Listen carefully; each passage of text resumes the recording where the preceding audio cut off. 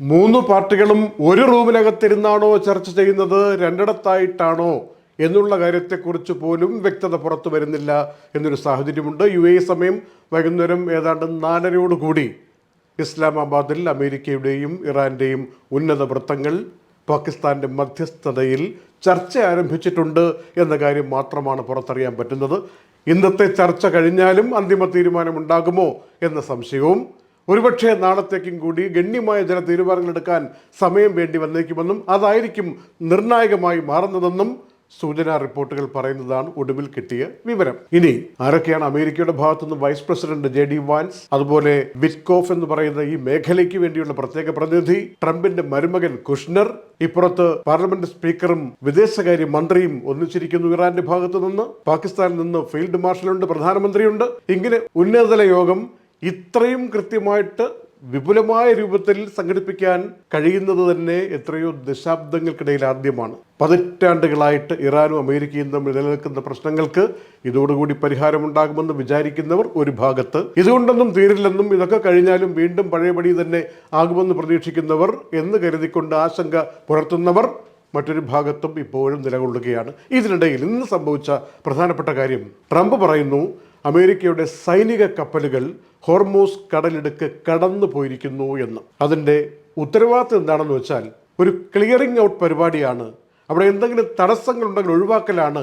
Iran പാകിയിരിക്കുന്ന കടലിൻ്റെ അടിത്തട്ടിൽ പാകിയിരിക്കുന്ന മൈനുകൾ, ആ മൈനുകളെ വിച്ഛേദിക്കലും ഒഴിവാക്കലുമാണ് ഈ സൈനിക കപ്പലുകളുടെ ഡ്യൂട്ടി എന്ന രൂപത്തിലാണ് ട്രംപ് പറഞ്ഞിരിക്കുന്നത്. പക്ഷേ ഹോർമൂസ് ഭാഗത്തേക്ക് കപ്പലുകൾ കടന്ന ഉടൻ തന്നെ ഒരു മുന്നറിയിപ്പ് കൊടുത്തിട്ട് 30 മിനിറ്റ് കൊണ്ട് അവിടെ നിന്ന് മാറിയില്ലെങ്കിൽ തകർത്ത് കളയുമെന്ന് ഇറാൻ പറഞ്ഞെന്നും കപ്പലുകൾ മാറിയെന്നും ഇറാന്റെ ഭാഷയും പുറത്തു വരികയാണ്.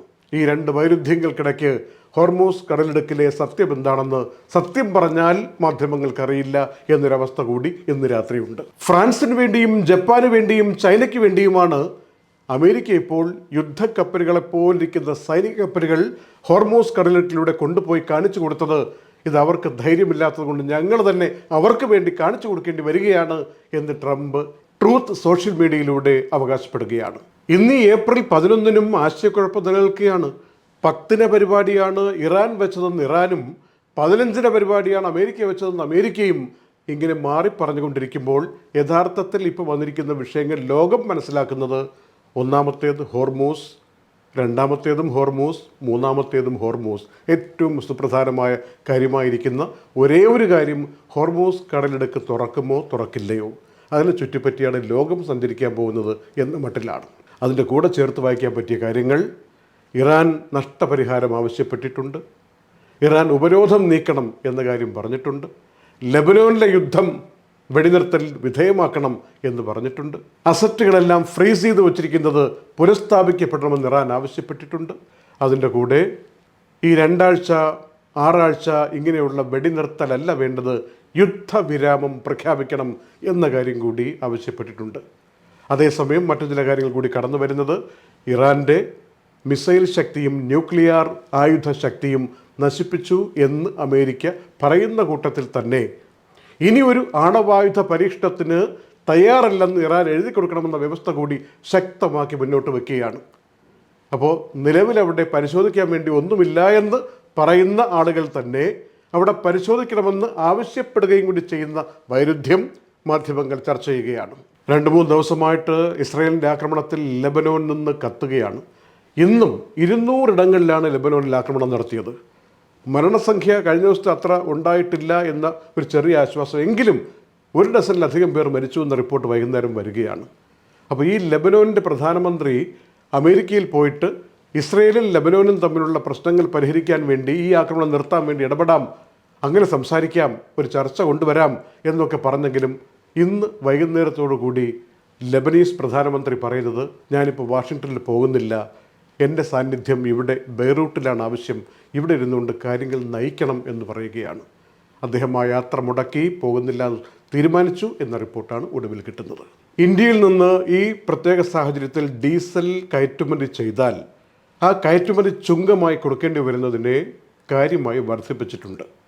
അത് നേരത്തെ 21.5 രൂപയാണ് ഒരു ലിറ്ററിന് ഉണ്ടായിരുന്നതെങ്കിൽ 55.5 രൂപ എന്ന രൂപത്തിൽ ടാക്സ് വർദ്ധിപ്പിച്ചു എന്നാണ് ഒരു കണക്ക് പറയുന്നത്. അതുപോലെ ഏവിയേഷൻ ഫ്യൂവലിൻ്റെ കാര്യത്തിലാണെങ്കിൽ 29.5 ആയിരുന്ന ഒരു ലിറ്ററിൻ്റെ ആ ഒരു ടാക്സ് 42 രൂപയാക്കിയും വർദ്ധിപ്പിച്ചിട്ടുണ്ടെന്ന് പറയുന്നു. ഇൻവെസ്റ്റ്മെൻറ്റിന് പ്രത്യേകിച്ച് ദുബായിലെ റിയൽ എസ്റ്റേറ്റ് മേഖലയിൽ നിക്ഷേപിക്കാൻ വേണ്ടി വരുന്നവർക്ക് ഈ ഗോൾഡൻ വിസ അടക്കമുള്ള കാര്യങ്ങൾ കൊടുക്കുന്ന പ്രക്രിയ എല്ലാം ഒരു ഏകജാലക സംവിധാനത്തിലാക്കാൻ ദുബായ് GDRFA തീരുമാനിച്ചു എന്ന അറിയിപ്പ് വന്നിട്ടുണ്ട്. അതായത് ഇനിയിപ്പോൾ പ്രോപ്പർട്ടി ലാൻഡ് ഡിപ്പാർട്ട്മെൻറ്റ് രജിസ്റ്റർ ചെയ്യുന്നതോടൊപ്പം തന്നെ അതേ സംവിധാനത്തിൽ നിന്ന് തന്നെ ഗോൾഡൻ വിസ അടക്കമുള്ള സംവിധാനങ്ങൾ ലഭ്യമാക്കുന്ന, അതിനുവേണ്ടി കാത്തിരിക്കേണ്ട, അതിനുവേണ്ടി സമയം കളയേണ്ട, അതിനുവേണ്ടി കാലതാമസം ഒന്നും വരാത്ത രീതിയിൽ പെട്ടെന്ന് തന്നെ കൊടുക്കാവുന്ന രൂപത്തിൽ കാര്യങ്ങൾ വരികയാണ് എന്നാണ് ഈ GDRFAയുടെ അറിയിപ്പ് പറയുന്നത്. ഇത് സംബന്ധിച്ച് ലാൻഡ് ഡിപ്പാർട്ട്മെൻറ്റും GDRFAയുമായിട്ട് ഒരു ധാരണാപത്രത്തിൽ ഒപ്പുവെക്കുകയും ചെയ്തിട്ടുണ്ട്. യുദ്ധത്തിൻ്റെ സാഹചര്യത്തിൽ അടച്ചിട്ടിരിക്കുന്ന ഗുരുദ്വാര ബാബ്സ് ക്ഷേത്രം, ദുബായിലെ ക്ഷേത്രം അടക്കമുള്ളവ ഏപ്രിൽ 14 തുറന്നു കൊടുക്കുകയാണ് എന്ന അറിയിപ്പ് ഇന്ന് വന്നിരിക്കുകയാണ്. പൊതുവെ ഇന്ന് ഗൾഫിൽ മിസൈലുകൾ പായാത്ത, ഡ്രോണുകൾ വരാത്ത ഒരു ദിവസമായി കടന്നു പോവുകയാണ്. കാര്യമായ അനിഷ്ട സംഭവങ്ങളൊന്നും തന്നെ രാത്രി വരെയും റിപ്പോർട്ട് ചെയ്തിട്ടില്ല. എല്ലാവരുടെയും കണ്ണുകൾ ഇന്ന് നടക്കുന്ന ഇറാൻ USA ചർച്ചയുടെ പരിസമാപ്തിയിൽ എന്തായിരിക്കും പുറത്തു വരിക? വീണ്ടും ചർച്ച അനിശ്ചിതമായി നീണ്ടുപോകുമോ? ഇവിടെ വച്ച് കാര്യങ്ങൾക്കൊരു സമാധാനത്തിൻ്റെ അന്തരീക്ഷം ഉണ്ടാകുമോ? ഈ ചോദ്യത്തിൻ്റെ ഉത്തരം തേടി ചർച്ചയിൽ എന്തൊക്കെ പറയുന്നു, എന്തൊക്കെ കാര്യങ്ങളിൽ ഒത്തുതീർപ്പുണ്ടാവുന്നു, എന്തൊക്കെ ബാക്കി വയ്ക്കുന്നു, എപ്പോൾ ഹോർമൂസ് തുറക്കും, ഹോർമൂസ് തുറന്നു കൊടുത്താലേ ലോകത്തിന് നിലനിൽപ്പുള്ളൂ എന്നെല്ലാവരും മനസ്സിലാക്കിയ സ്ഥിതിക്ക് ഈ രാത്രി നമ്മുടെ ചിന്താ വിഷയമായി, ചർച്ചാകാര്യമായി മാറുകയാണ്. നമുക്ക് പ്രാർത്ഥനയോടെ ഏറ്റവും നല്ല തീരുമാനം ഉണ്ടാകട്ടെ എന്ന പ്രാർത്ഥനയോടെ നമുക്ക് കാത്തിരിക്കാം.